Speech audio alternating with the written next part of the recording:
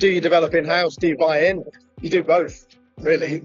There's no point reinventing something if it's available and someone else has done it, then why do it again? Like you see tenders come out, it's like for a very specific, exact thing they need, and the software needs to do 10,000 different things. But also, they're probably not getting the solution they need for the future. It's getting something that might fix a problem right now.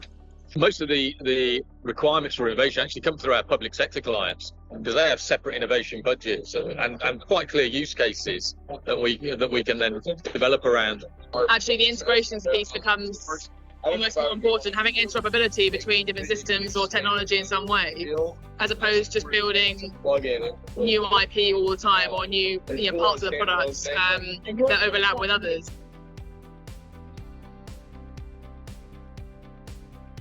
So I would say three things, right? The governance of that new company, the shareholders, like the cap table of that company, how much equity the parent company will still remains, and why they should be, I don't know, below 30 or below 20 or below any number.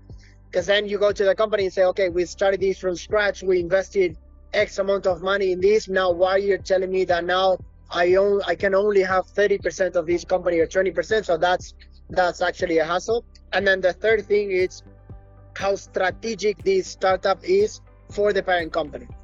When a GC spins off a tool, and that tool is going to collect a lot of data, say it's pre-construction software, right? What are we doing? As the GC, I don't want to go buy someone else's pre-construction software just to give them all that data, right? So it needs to be some sort of, like, if it's going to be a GC that spins off a tool, it's got to be something that's really like just a useful tool, and not something that's really like going to be data mining other GCs. Count on, and we as vendors kind of equally, other than the transition from on-prem to a SaaS subscription model, we haven't been too innovative ourselves. And I think what will be interesting with the advent of like energy performance digital twin is we'll probably see more measures go into MEP design.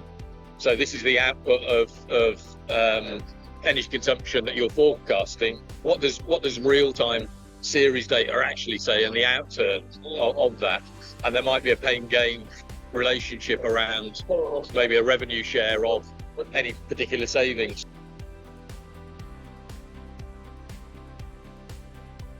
There's a lot of competition out there, so you just got to make sure that we've got the right infrastructure, the right teams around us, and really get a good understanding of the industry so we can really push it and scale the business. That's for us. I don't know how it is for any other business, but that's basically what we need to focus on and how we sort of like need to scale.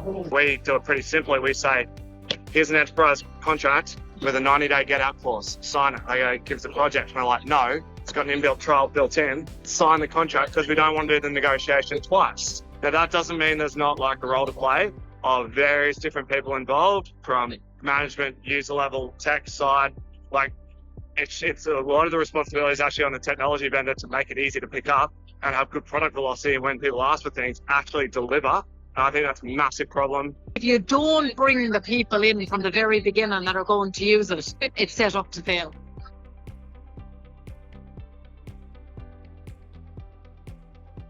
So, I mean, for us, if we're trying to sell into like project managers who are going to be the people using our product, they need to be incentivized by their management to, produce cost-cutting results.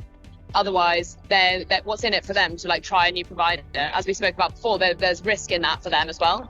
So I think it comes down to the people the people who are kind of filtering down and using the products being incentivized to actually go out and like find new solutions and new ways of doing things.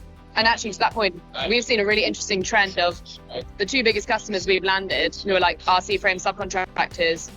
The two champions who brought us in have both been people who've recently moved into that business. So they are there being like, actually, I need to make my mark here. I'm going to show this company that I can do a really cool job, and I'm going to provide the cost-cutting results in the first 6 months of my role.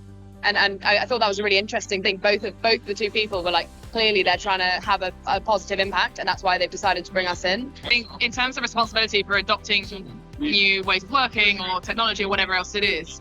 I mean, naturally, there's responsibility on both sides of the table, right? So you'll get stuff where we go, hey, look at this great ROI, it's me 10, 20x, and the GC buys it and 2 years later go, hey, are we hiring anyone less? No.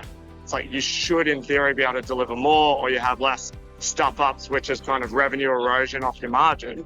So like there's value to that, but then equally you look at the percentage of spend that construction companies make on software and IT compared to like other industries, and it's relatively low compared to industry benchmarks. So it's like, well, is that a good position to be in?